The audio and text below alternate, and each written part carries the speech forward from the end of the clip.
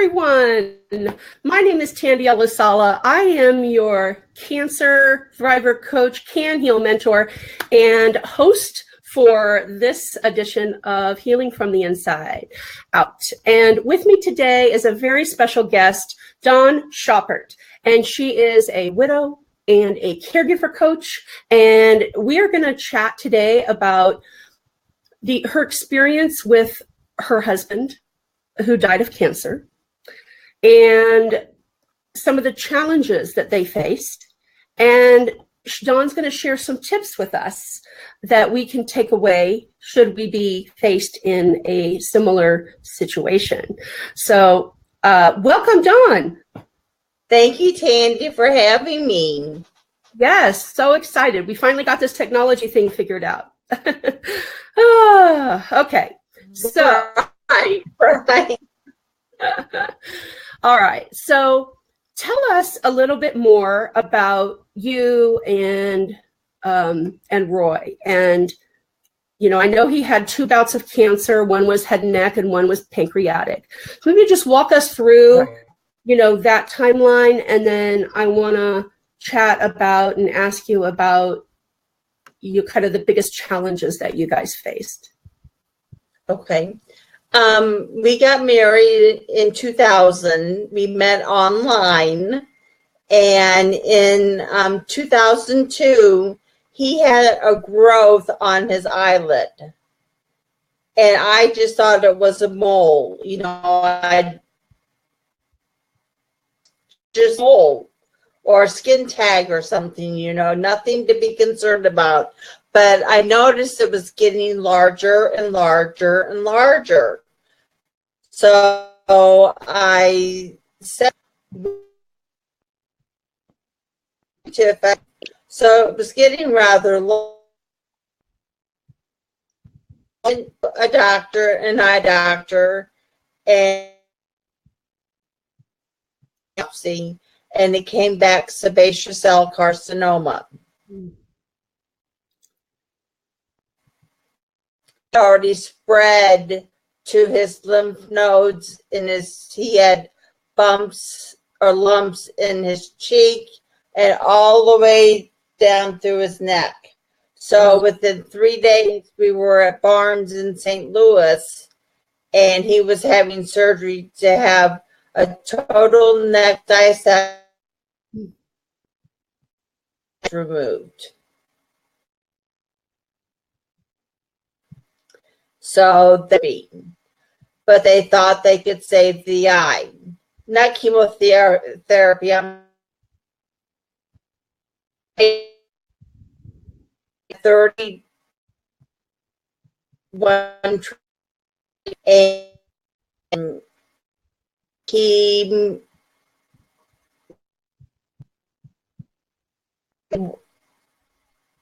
it made him tired. His appetite,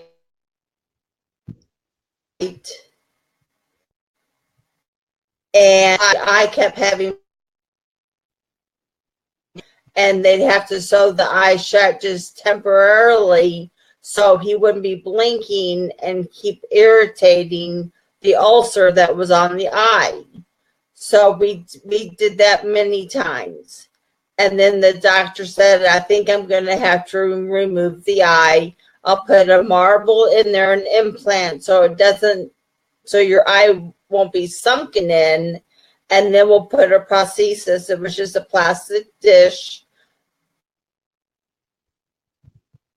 And if you ever get a chance to see somebody have an eye made, that's really a fascinating process.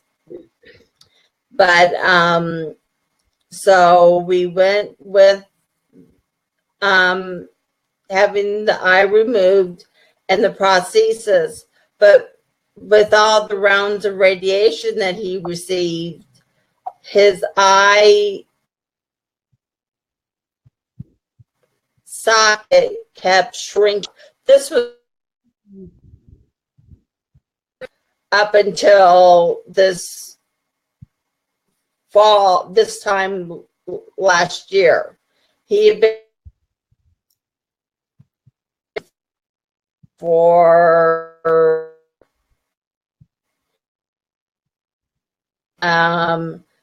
I stuck with him. I stuck through the whole process.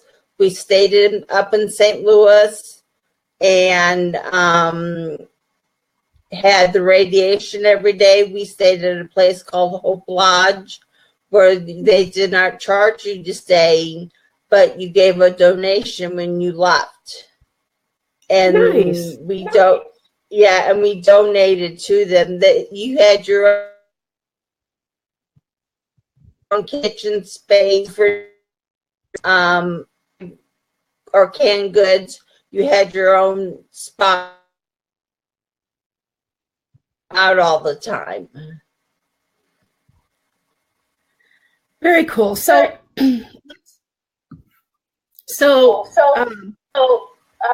what was the first thing that came to your mind, Dawn, when Roy was diagnosed with cancer the first time? I cried. Mm. I remember the first night he was in the hospital after 9 o'clock in the morning, and I woke up with death. You know, cancer's huge. You don't know anything.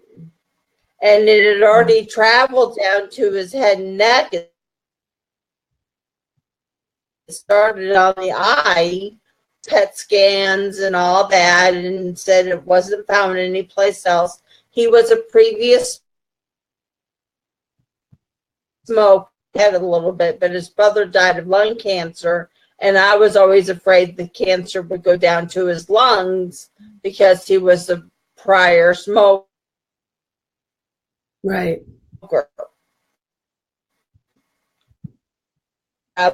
You know, that's where for the last 14 years we've been living life, and all of a sudden this time last year his stomach started hurting.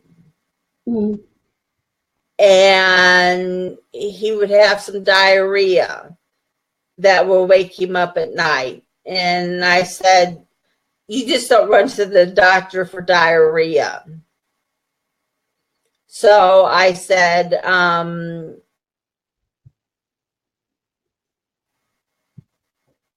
maybe we need to have a colonoscopy or something. Mm-hmm. So we went and went to his doctor, and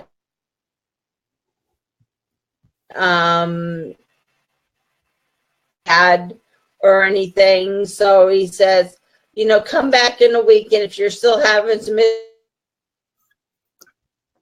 issues. Well, what happened was Roy lost his job. Ooh.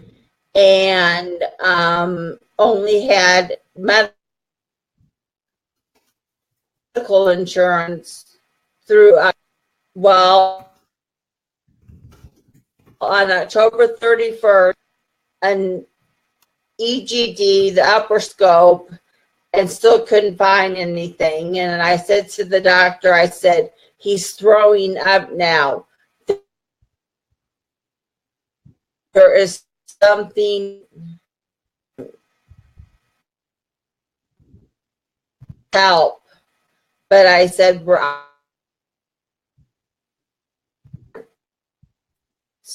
you know, sister-in-law did student at, she's a school teacher out, because we didn't have any savings. We were living a paycheck. Right. Yeah, like most Americans. Right. You there's you caring, and what's the other one? GoFundMe. GoFundMe. Yep. There's about 9 or 10 of them out there. Right. You caring takes out the least amount. Yeah. They keep the least percentage. So we went with the You Caring account, and we got donations to pay for his Cobra insurance. Or Barnes would not see him without help. So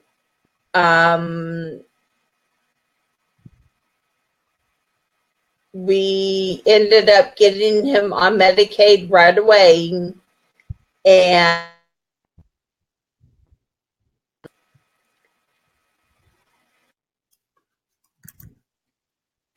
so he was in the hospital 7 times in 3 months.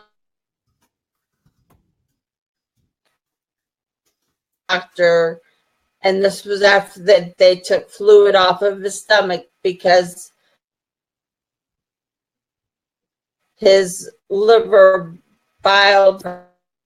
They said to the doctor, I said, so you're telling me I'm going to bring him home to die? And he says, yes, I am, Mr. Schaupert. So I called hospice. I need hospice here. I need this. I need this. So help. You just, this is great. I recommend hospice to anybody. They're all good. One. And so I brought him home on the day after Christmas, and he passed away in the last 3 days. His more and Ativan and relax. Phone alarm set for every hour. Give it to him. And I had a friend here staying with me, and she gave him his medicine while he was unresponsive, so he wouldn't get his respirator to 5, and that was it.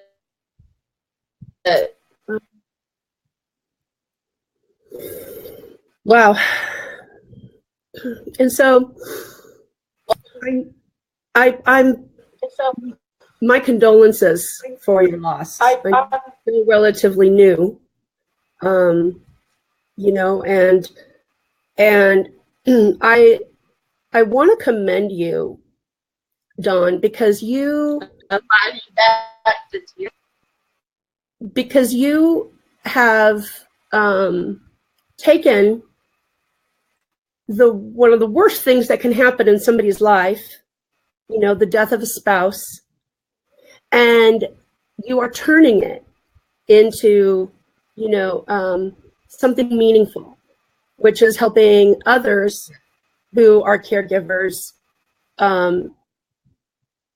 so that they can, you know, avoid the mistakes, right, that you made, and right, accelerate their learning. And you know, my first book was about that, you know, with my experience being a full-time caregiver for both of my parents simultaneously. And so I definitely appreciate the power in that, you know. So I know, you know, you said that you know, your first thing was, you know, you cried, of course. And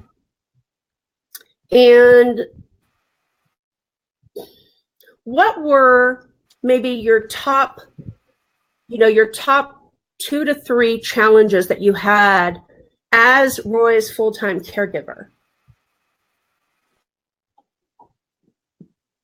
He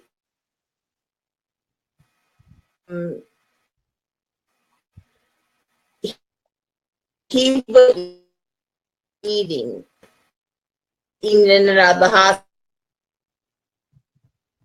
hospital. That's why he was in the dehydrator, get all out of whack. And the cancer of the pancreas. So the last time they said there's nothing else we can do. So I was,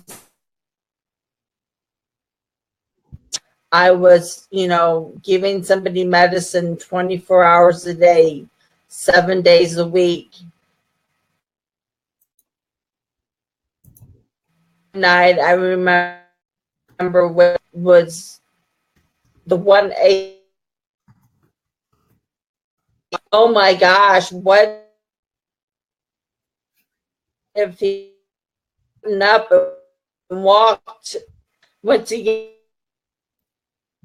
get her in the hospice bed? So I hurried up and gave him his medicine, and I stayed away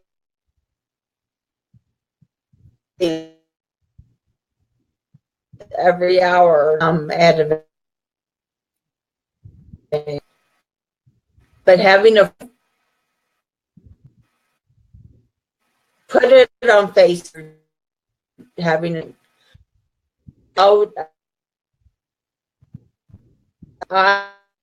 I'm in these cancers. Read on your own Facebook page, and I would always tag Roy in the post so his friends would know what was going on.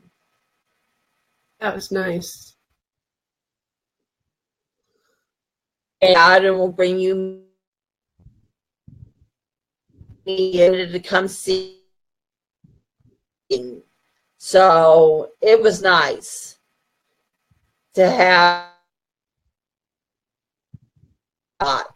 His brother was a lifesaver because just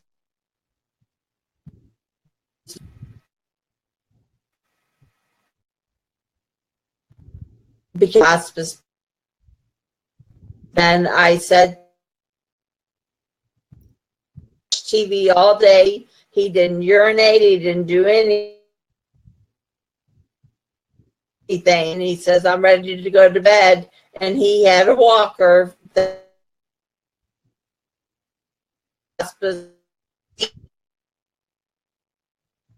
He could not get up. And I'm sure you will both be on the floor. And he'll come and help you get to bed. Well, his brother came. He was an hour away, though. He had been in a basketball, and he came to pick my head. Roy went down on his knees. Oh. He was that weak, and do you mind? My buddy comes in to help because he's. I said, sure. Can't call you once you can't. Once you're in hospital, people. If I would have had to call a contract, with the same hospice company to work with them, so they would need to help all. They would have said to help. His brother had a buddy with him, and they picked him up and sat him on the.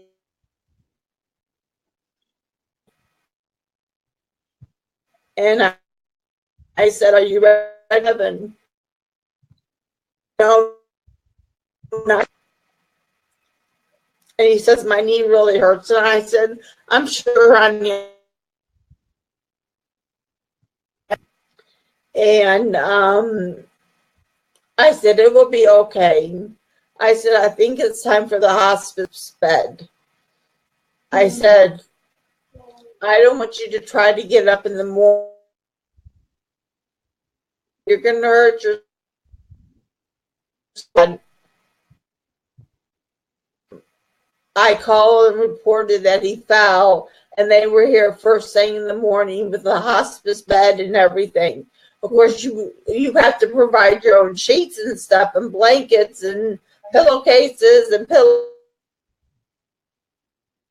air mattress and really nice. Yeah. And we had to move the coffee table. Things you don't realize is that we moved the had to move the coffee table out of the way, and it was round, and my brother-in-law, and this is a hospice bed set up, and I had to go to the bank. I had errands to run and all kinds of stuff. So his brother said, I'll come over and sit with him. So he Nice. did, and he got him up and sat him on the couch and stuff. And they had tea. And when I got home, I left, and tell that just this getting weekend, he just went unresponsive, just like in a coma. Yeah. Then 3 days later, he passed away. But I do have some of my tips are to ask friends for literally exhausted.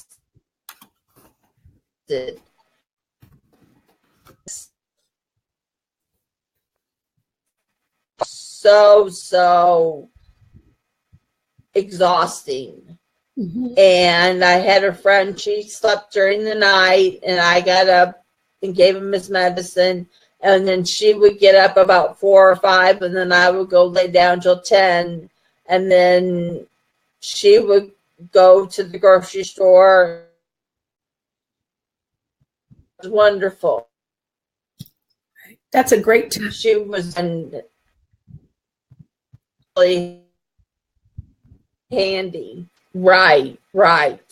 And then the thing is that I have he had it or not, but he had a fentanyl patch, and he had slow.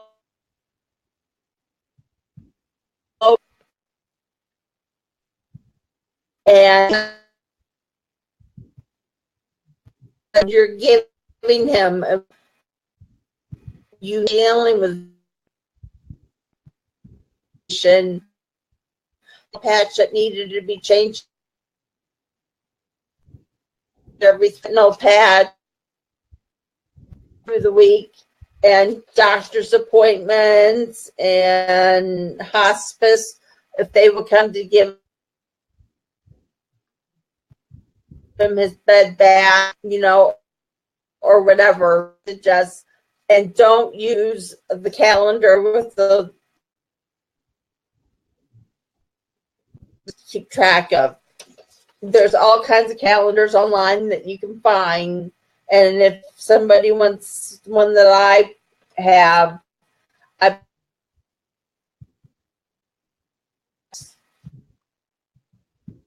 would help them. And also, I suggest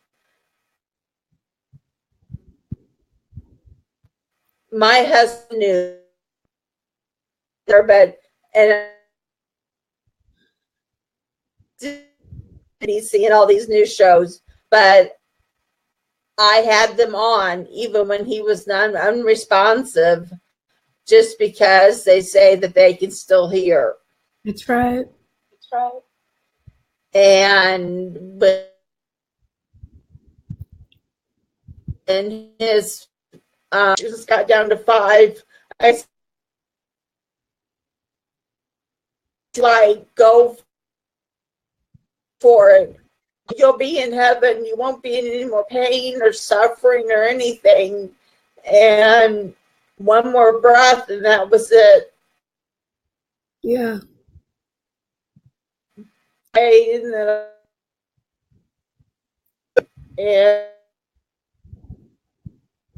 every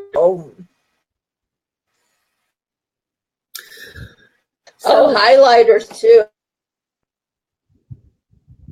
Oh, I wonder. I forgot that I had those sitting next to the computer.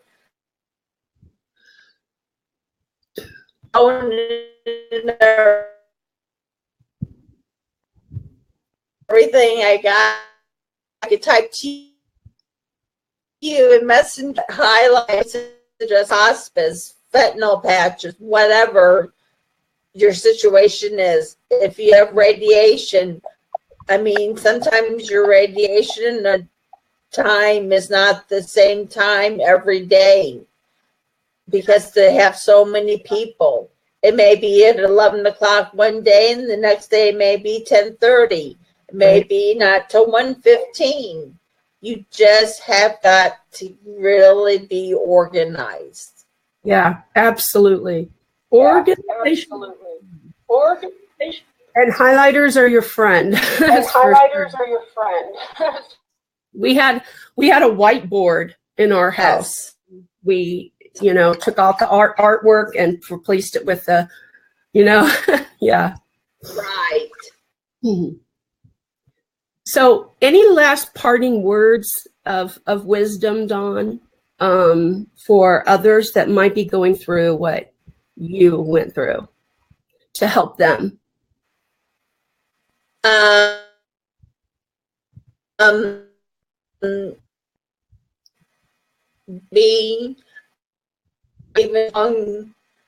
Be there for your love.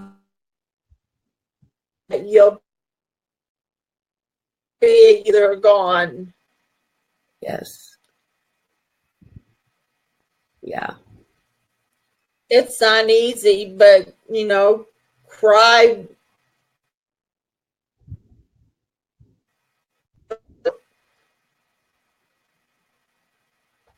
Yeah.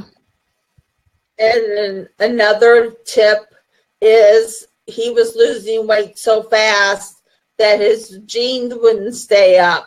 So I bought him some sweatpants with the elastic waist and the tie. And I would strongly suggest having something in while they're, Yeah. Absolutely. Yeah. Making sure that they're comfortable and that you minimize any fall risk.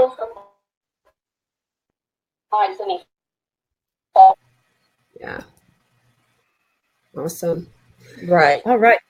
Where can people find you, Dawn? I'll drop my links, my caregivers tips, and my link to my Facebook group, and also to my website. I'll drop it in the comments. Awesome. My website is www.carecancer101, the numbers 101.com. Yes. And there you can find you can with me if you'd like. You can ask me that's okay. Excellent. Thank you so much, Dawn, for sharing your story and your heart with us, and for sharing, some of the biggest challenges that you faced and what you did to overcome them, and what you recommend to others that might be facing, similar challenges. So we appreciate you and honor honor your journey. Well, thank you. All right. Thanks, everyone.